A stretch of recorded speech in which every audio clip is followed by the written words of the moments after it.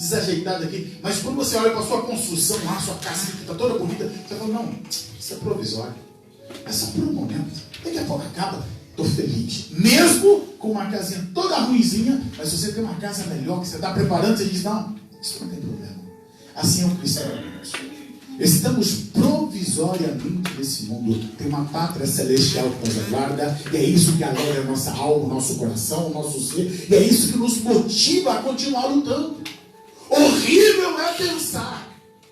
Aqueles que não vivem uma vida com Deus terá uma eternidade fadada de sofrimento, de dor, de choro, de ranger de dente, de banimento da presença de Deus. A igreja foi formada por Cristo. Foi Ele que edificou a igreja. E a igreja sempre foi alvo de ataques. Ataques. O inimigo sempre lutou para destruir, para minar a força da igreja. Hoje, no século 21, amados, continuamos com a mesma luta, com a mesma peleja. E você é convocado para ser guerreiro, para ser lutadora, para ser lutador. Nós não podemos abrir mão da fé. Temos que batalhar, temos que lutar. Porque temos vitórias individuais e temos vitórias coletivas. Esse texto aqui nos fala exatamente de uma vitória individual e de uma vitória coletiva. Individual de Pedro, coletiva da igreja. Mas, antes de chegar no texto do capítulo 12, eu quero chamar a atenção da igreja. Jesus, ele ressuscitou. Apresentou seus apóstolos. Apresentou-se Paulo dizendo a cerca de quase 500 irmãos. A igreja foi visitada no Pentecoste. O Senhor batizou com o Espírito Santo. 3.000 almas se converteram. Depois, a cura daquele paralítico ali na porta do templo, 5.000 almas se convertem. A igreja estava em uma explosão de crescimento. Sabe, pastor Deus aí? A coisa estava acontecendo. Deus estava fazendo. Havia uma euforia, alegria. Quando nós vemos Atos 2, que a Bíblia fala que eles permaneciam na comunhão, no partir do pão, na oração. Cada alma havia temor. Eles serviam o Senhor com alegria. O Senhor ia acrescentando a cada dia os que iam sendo salvos. No capítulo 4, a Bíblia fala que entre eles não havia nenhum necessitado. Imagine, era um grupo, uma multidão de irmãos, onde havia comunhão, uma alegria, prazer, era um deleite. Havia uma unidade no seio da igreja e ninguém passava necessidade. A Bíblia diz que as pessoas vendiam as suas propriedades, pegavam o dinheiro e colocavam no pé dos apóstolos. Havia uma felicidade em repartir, em dar, em contribuir. A família, a igreja estava feliz. O final do capítulo 4 é assim que nós enxergamos a felicidade de uma igreja triunfante. E o poder de Deus. A Bíblia fala no capítulo 4 que em um momento, quando o inimigo tentou se levantar contra a igreja, versículo 39, eles oraram. O local onde eles estavam tremeu, impactado pelo poder do Senhor. Aleluia. E aqui começo então a desenvolver o que eu quero nos falar. Ei, escuta, o diabo não quer ver você feliz e não quer ver a igreja feliz. O diabo nunca vai parar de lutar contra as famílias, contra os lares e contra a igreja. A labuta dele é contínua. A igreja aqui estava alicerçada, bem fundamentada, homens de Deus estavam ali trabalhando, e aí então o inimigo se levanta. Quero pontuar duas coisas aqui. 2 ataques que a igreja sofreu. Primeiro, capítulo 5, a mentira e o engano. A igreja estava, amados, vivendo um momento de harmonia, de paz, de crescimento. Aí Ananias e Safira, eles articulam uma venda com engano, com ludibrio, e tentam introduzir no seio da igreja o pecado. Ao chegar ao capítulo 12, eu quero tratar de 4 pontos aqui. Veja bem. Primeiro, o primeiro ataque de Satanás é infiltrando no meio da igreja e enfraquecê-la com o pecado. Se tem uma coisa que te derruba, amados, é pecado. Às vezes nós nos preocupamos com A, com B. Fulano está falando de mim, Beltrano está falando nada. Isso aí não te afeta em nada se você estiver em Cristo.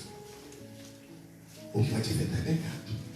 Porque se o pecado entrar no seio da tua vida, querido, você perdeu toda a resistência em Deus.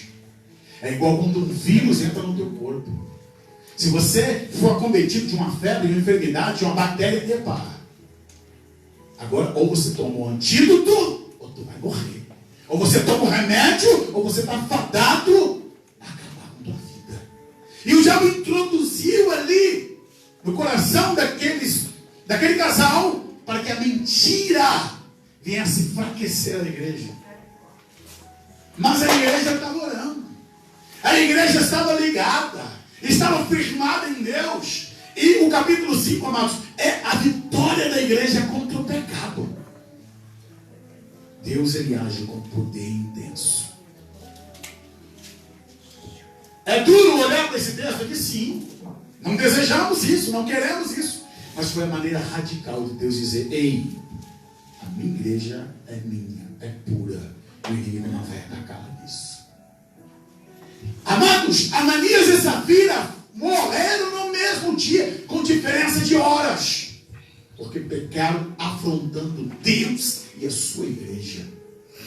E a Bíblia diz que depois da morte de Ananias e Safira, houve temor nos corações. Aleluia. Houve temor. As pessoas ficaram atemorizadas, dizendo: epa, ali a coisa é séria. Não dá para fingir que é e que não é. Então a igreja passou aquilo que, escuta, aquilo que era para destruir a igreja, se transformou em um meio de purificação e santidade na igreja. Mas aí o inimigo sentiu que, opa, perdi essa. Desistiu? Não.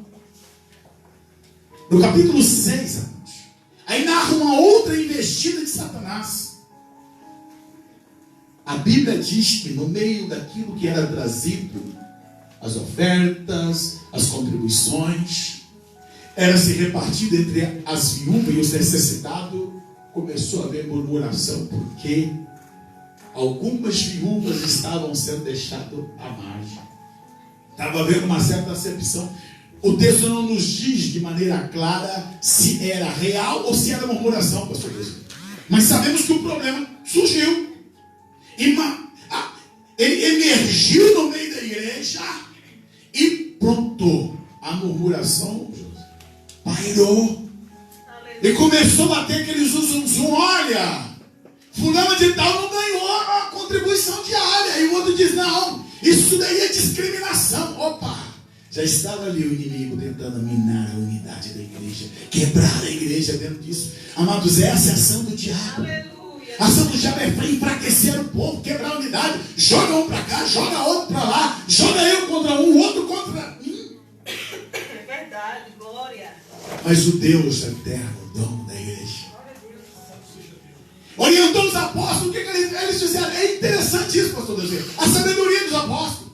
Eles levantam e dizem: olha, não somos nós apóstolos que vamos escolher. Vocês escolham aí entre vocês 7 homens, cheios de Espírito Santo, cheios de sabedoria.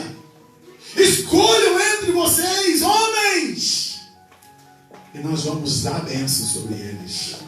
E emergiu dali 7 homens, cheios do Espírito, cheios de sabedoria, homens de boa reputação. E esses homens colocaram em ordem aquela situação que o inimigo estava tentando minar. O primeiro ataque contra a igreja foi ataque interno, amados. E é isso que eu e você precisamos tomar cuidado. O inimigo, ele vai usar situações para fragilizar a igreja, para tentar fragilizar os lares, para tentar fragilizar os relacionamentos conjugais. Tentou com o pecado, a mentira e o engano, não deu. Tentou com a desarmonia, não deu. A igreja seguiu triunfante. Mas aí entra, primeiro ponto, é o ataque interno. Segundo, foi o ataque da religião. Aí os judeus então agora se levantaram contra a igreja. Aí nós temos no capítulo 7 a morte de Estevão. Eu vou me delongar porque eu quero chegar ao 12. E ocorre ali a grande perseguição. Estevão é assassinado. Espalha os cristãos. entenda, tentou destruir a igreja gerando desarmonia, separar os crentes através de desarmonia. Deus não deixou. Agora vem a perseguição externa através da religião e gera separação. Só que o diabo perdeu mais uma vez. Não sabe quase o quê? A igreja estava estruturada, firmada em Jesus. Os irmãos se separaram geograficamente, mas permaneceram unidos em espírito. E sabe o que proporcionou? Para cada cidade que os crentes foram pregando a palavra. A igreja cresceu. Aquilo que era para arruinar a igreja se tornou um pontapé de crescimento. A igreja sai de Jerusalém e atua poderosamente em outras cidades. Há um Deus que cuida da igreja. E aí a igreja consegue avançar. Ela consegue operar de maneira mais intensa. Samaria vive um avivamento. O Filipe, que era o diácono que foi escolhido pelos irmãos, que foi levantado para servir as mesas, não tinha mais viúva para servir as mesas. Não tinha mais como ter distribuído as coisas, porque cada um foi para o seu canto. E o que o Filipe faz? Ficou inativo? Perdeu o cargo? Não. É um cargo maior, falar de Jesus. Ele vai para Samaria.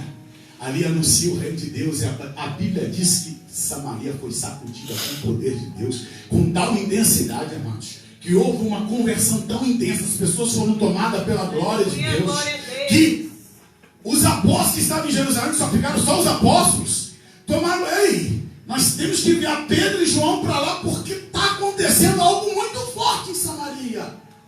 Queridos, se eu e você estiver ligado no Senhor, o inimigo não tem vez contra a nossa vida. O diabo não tem vez contra a igreja. Só precisamos estar ligados no Senhor. Precisamos estar vivendo em espírito, em discernimento e compreendendo que cada ataque dele, Deus pode resultar, reverter e criar meios de vitória para a igreja. Amém. Primeiro ataque interno. Segundo ataque da religião. Terceiro, o político. E é esse que eu quero entrar aqui. A igreja foi perseguida pelos judeus. Paulo foi esse grande instrumento de perseguição. Matou crente. Fez e fez e fez. Aí o que Deus fez? Esse é o instrumento? Vou pegar para mim. Transformou o Paulo. Escuta, está conseguindo compreender? Aquilo que o diabo usava contra a igreja, Deus ela transformava aquilo em bênção. Os dardos inflamados do maligno que é atirado contra nós, Deus quebra esse veneno, inverte as coisas e transforma em bênção. E o Paulo, que era o instrumento de perseguição da religião, agora se torna aliado da igreja. Aleluia. E foi o nosso grande presente, deixou 13 cartas apostólicas para nós. Foi o homem que foi o instrumento de Deus para trazer ensino e doutrina da igreja. Isso confunde o inferno, amados. Confunde o reino das trevas. Quando o diabo pensa que a gente vai ficar cabisbaixo, arruinado, angustiado, deprimido, Deus redunda em nós uma alegria, um gozo na alma, no espírito, no nosso ser. E ele fica confundido. Mas como pode? Ataca. Mas a igreja continua, prossegue, avança. Então o texto que eu li diz: agora não é mais interno, não é a religião, agora é político. Por aquele mesmo tempo, o rei Herodes lançou mão de alguns da igreja para os maltratar. Agora é político. E a política local. Herodes, que era um indumeu, era um descendente de Esaú. Esse homem levanta agora uma perseguição contra a igreja. Mas para quê? Para agradar os judeus. Para agradar a religião da época. O judaísmo em Israel era a religião oficial. E os judeus, como odiavam os cristãos, Herodes quis fazer média. Quis agradar. E aí levantou-se então a perseguição. Começou a aprender o seguinte: irmãos, nós precisamos entender que os nossos pensamentos são pequenos. Os pensamentos de Deus são maiores. Os nossos caminhos são muito muito menores do que os caminhos de Deus. A nossa compreensão da vida é um foco muito limitado. Deus tem um foco maior. Ele está lá de cima, ele vê a plenitude. Ele vê o ontem, o hoje e o amanhã. Nós mal estamos enxergando o hoje. Porque sofremos de amnésia, esquecendo do passado. Como assim, pastor? Sim. Quantas vezes que Deus fez na sua vida e você esquece que Deus fez? Nem passado a gente conhece direito. Às vezes alguém conta um testemunho e vai dizer: oh, que bênção que Deus está fazendo na vida do irmão, da irmã. Deus fez isso comigo também. Mal temos conhecimento do nosso presente. Deus está vendo tudo, o teu passado, o teu presente, o teu futuro. Herodes, Deus permitiu que este homem que se levantasse prendesse alguns cristãos. Aí entra aqui um aspecto que eu e você precisamos entender. Nós fazemos parte de um projeto muito grande de Deus. Somos individualizados, mas nós fazemos parte de um projeto do Senhor. Então, querido, se você passa por uma luta diferente do teu irmão, não murmure, não reclame, não xingue Deus de injusto. É porque Ele tem algo contigo, pessoal, porque você faz parte de um projeto de um todo. Aleluia, Jesus. Nós somos um tijolinho no meio do edifício. Nós somos um tijolo. Um tijolo não é uma construção. Um tijolo é apenas um material de construção. É isso que eu e você somos. Esse tijolo vai se tornar uma construção quando ele é ligado a outros. E aí então, a somatória de um após o outro se transforma no edifício que é belo. Aleluia. Eu e você fazemos parte disso. Glória a Deus. Então, em nome de Jesus, amado, não murmure diante dos ataques que você sofre. Porque Deus, Ele quer ser glorificado mesmo no meio das adversidades. Amém. Deus permitiu e Herodes fez, maltratou. Não tenho tempo para discorrer, pois eu quero só sintetizar mesmo, como vos disse. Mas o versículo 2, preguei talvez uma, duas vezes, mas para mim é um dos textos, pastor Deus, aí, que mais me dói nesse versículo 2. Sabe por quê, irmãos? Já li muito sobre ele e chorei. Porque olha o que Lucas escreveu. Mandou matar a espada de Tiago, irmão de João. Acabou, encerrou. Quem é esse Tiago? Lembra quando as crianças cantam? Pedro, Tiago, João. Sim, é esse Tiago. Esse Tiago é o filho de Zebedeu. Esse Tiago fez parte do núcleo dos 3 que esteve ali, lado a lado com Jesus.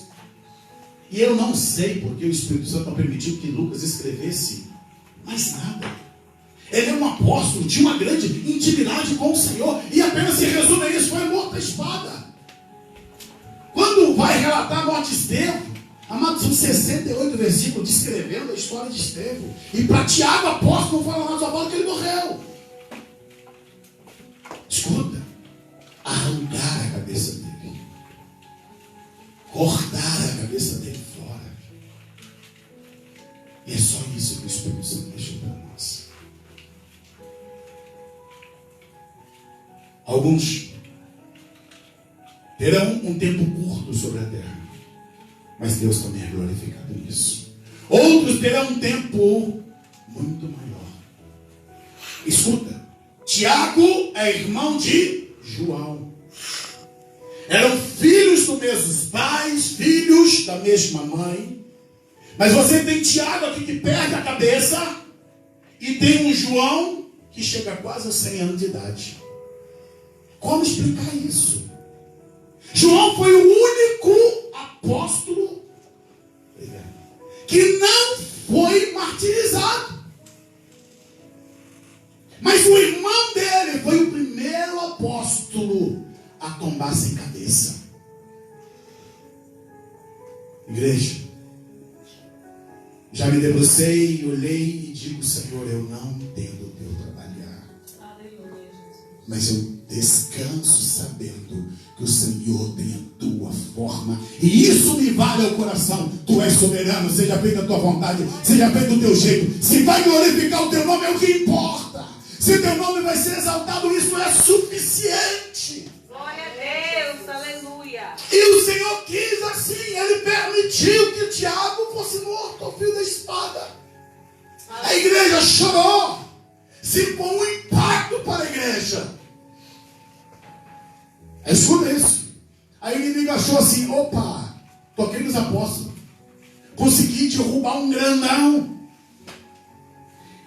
Herodes, se sentindo já meio que endeusado, o que ele faz? Eu peguei um da cúpula, né? Agora eu vou pegar o maior. Vou pegar Pedro. É isso que o texto do capítulo 12 diz. Queridos, a ação era para destruir a igreja. Olha o que diz o versículo 3. Vendo que isso agradava os judeus, continuou, mandando prender também a Pedro. Era os três pilares, dos mais próximos: Pedro, Tiago e João. Matou Tiago, agora prende Pedro. Como fica o coração da igreja? Aleluia. A igreja estava sendo fortemente golpeada. Não deu tempo nem de chorar o luto de Tiago. Já está agora apreensivo, porque Pedro também está sentenciado à morte. Foi para o corredor da morte. E a ousadia de Herodes, amados, foi o quê? Colocou 16 soldados, 4 grupos de 4. Por quê? Porque lá atrás, prenderam os apóstolos e eles foram tirados da cadeia. Aí Herodes disse: peraí, saíram lá, saíram com a religião. Quem prendeu foi o Sinédrio, quem prendeu foi ele. Agora, eu não, eu sou rei dos judeus. Eu sou Herodes. Vou botar meu soldado, quero ver sair agora.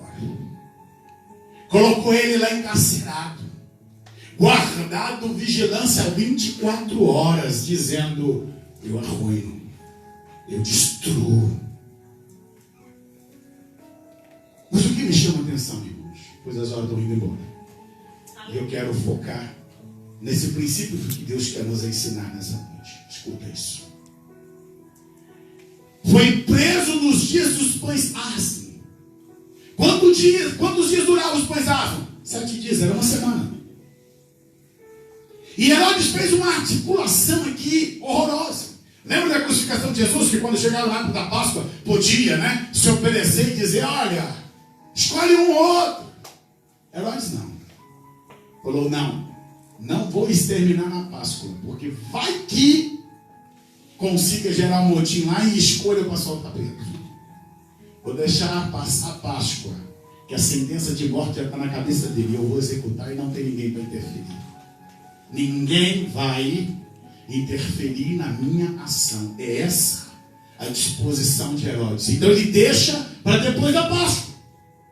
É isso que o texto diz. Final do versículo 4. Para que o guardasse, querendo apresentá-lo ao povo depois da Páscoa. Aí o versículo 5 diz: Pedro era guardado na prisão. Pedro estava lá guardado, trancado, acorrentado. Gente, se o homem já está preso lá dentro, por que tinha que ficar acorrentado? Não era soldado, não tinha nenhuma arma, mas ainda assim estava acorrentado. Os bandidos perigosos do mundo, amados, uma vez que ele é colocado na prisão, ele fica só trancado lá dentro da jaula. Ele fica só trancado na prisão, ele não é? Mas Pedro não. Além de trancado no fundo de uma prisão, com alta vigilância, ele estava acorrentado, dizendo: quero ver fugir. Mas aí eu chamo a atenção da igreja. A Bíblia diz que enquanto Pedro estava na prisão, a igreja orava. Orava com choro: Senhor, perdemos Tiago. Senhor, salva Pedro. Eu vou fazer essa pontinha para você entender. Pedro foi preso no início dos pães asmos. A igreja orou 1, 2, 3, 4, 5, 6, 7 dias. Pedro não saiu. A minha pergunta é: Senhor, por quê? Estaria Deus demorando? Teria Deus perdido o seu poder? Lembrando que quando, no capítulo 4, final do capítulo 4, capítulo 5, lá quando foi preso os apóstolos pelo Sinédrio, no primeiro dia da prisão, o Senhor interviu e tirou eles. Era essa a experiência da igreja, de um Deus que age imediatamente, mas nessa situação não. Tem uma semana de choro, de oração, e parece que o céu está trancado, está cerrado, Deus não faz nada.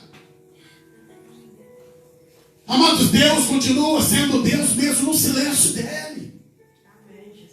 Nosso coração muitas vezes é colocado à prova, e nós temos que permanecer fiéis. Haja o que houver, aconteça o que acontecer. Nosso coração tem que dizer: Senhor, se tu interferir, eu vou continuar te amando. Mas se o Senhor não interferir, Senhor, eu vou te amar do mesmo jeito. É difícil isso? Sim.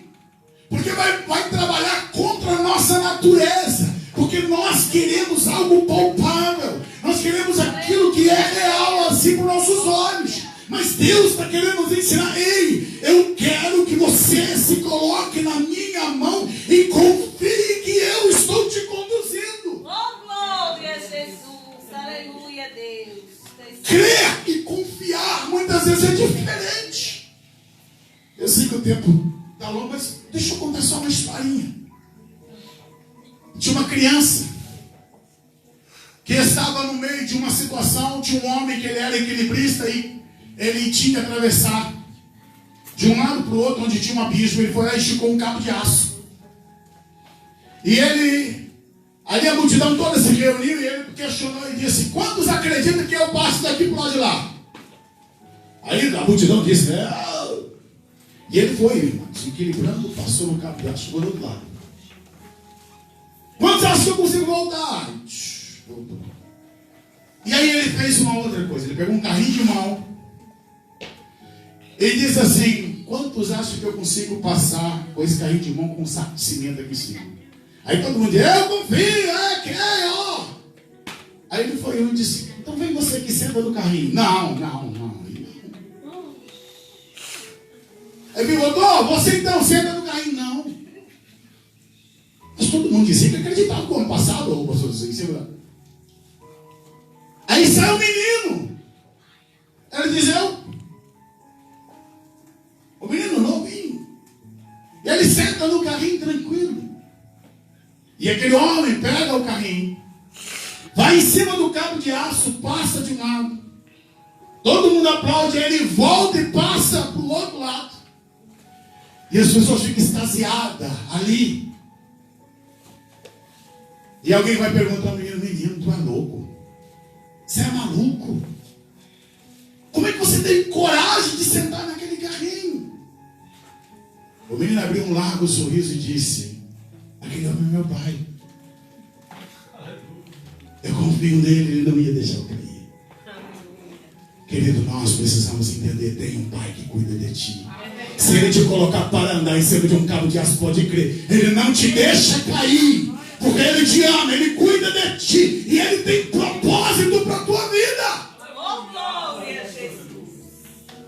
Então Pedro, lá estava ele. Aleluia. 7 dias, amados.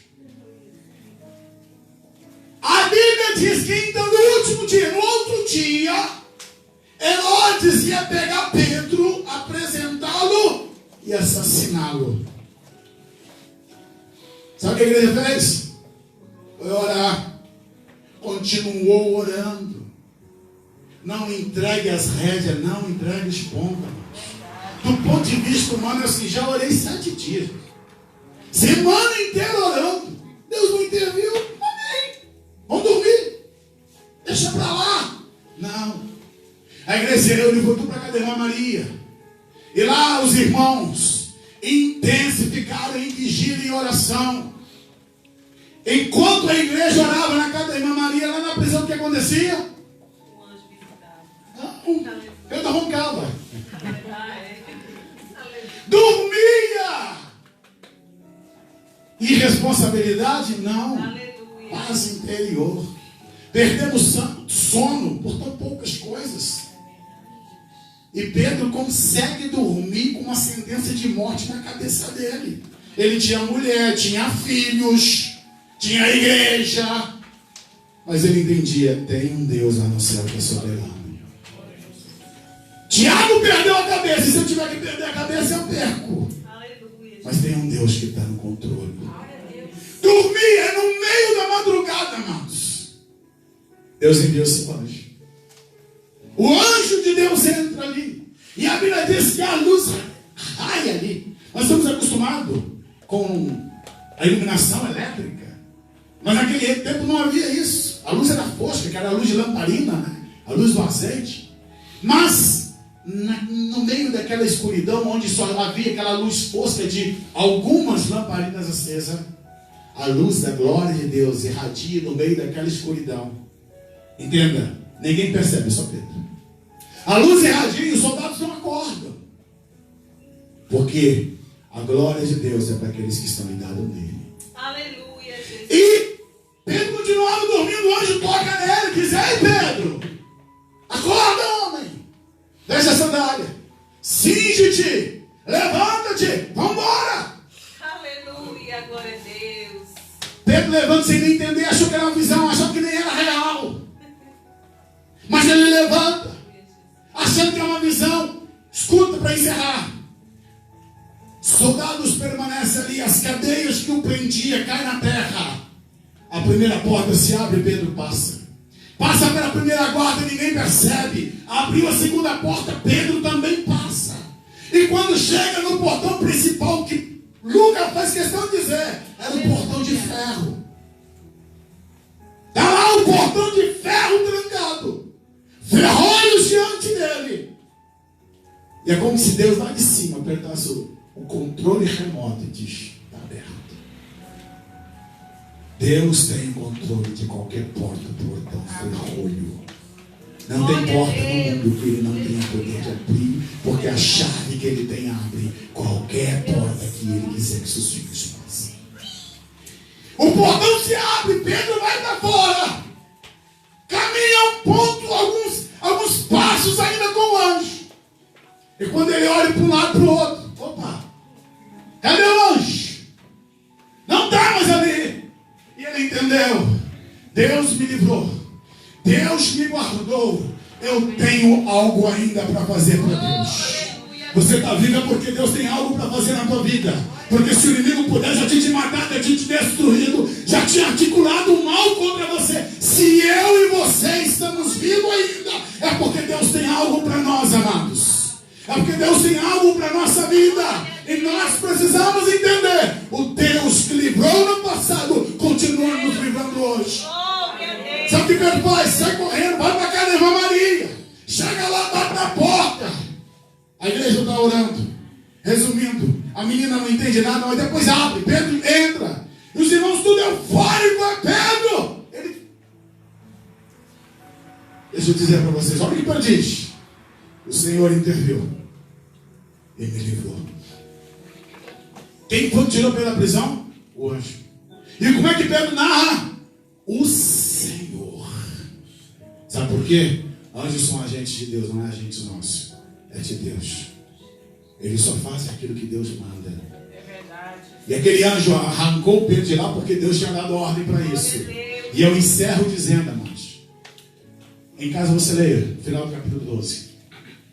Não sei se o mesmo, mas eu digo o mesmo agente. Não o mesmo anjo, mas o mesmo agente.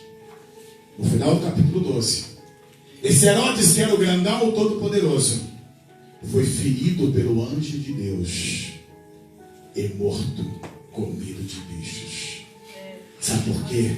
Quem manda na igreja é Deus. Tua vida está na mão de Deus. O diabo articulou para destruir. Herodes achou que podia. Mas no final do capítulo 12, quem termina morto é ele, e Pedro continua atuante na igreja. Feche os teus olhos, curva a tua cabeça. Senhor Deus e Pai, eu te louvo. Eu te louvo porque o Senhor é aquele que está no controle de todas as coisas. As nossas vidas estão nas tuas mãos. Senhor, eu quero orar por cada lar, por cada família. Aqueles que estão em prisão, seja ela emocional, seja ela, Senhor, de pecado, seja ela de culpa. Senhor, qualquer que seja, Senhor, a prisão pela qual o inimigo tem tentado colocar os teus filhos. Eu te peço, Deus, Tu és aquele que tem o poder de abrir porta. Tu és aquele que tem o poder de quebrar os grilhões e as cadeias. Libera pelo poder do Teu nome, Senhor. Uma palavra de liberdade nessa noite. Senhor, uma palavra de liberdade libertação, Senhor, uma palavra de milagre, pelo poder do nome de Jesus. Nós oramos, Deus, contra toda investida do inimigo contra a igreja. Assim como o Senhor operou no passado, o Senhor continua operando hoje. E eu creio, Deus, que o Senhor é aquele que vai continuar abrindo porta para a tua igreja avançar rumo ao teu propósito. Assim, Deus, nós oramos confiantes no teu agir e no teu mover em favor da igreja, em nome de Jesus. Amém. Deus abençoe a igreja, em nome de Jesus.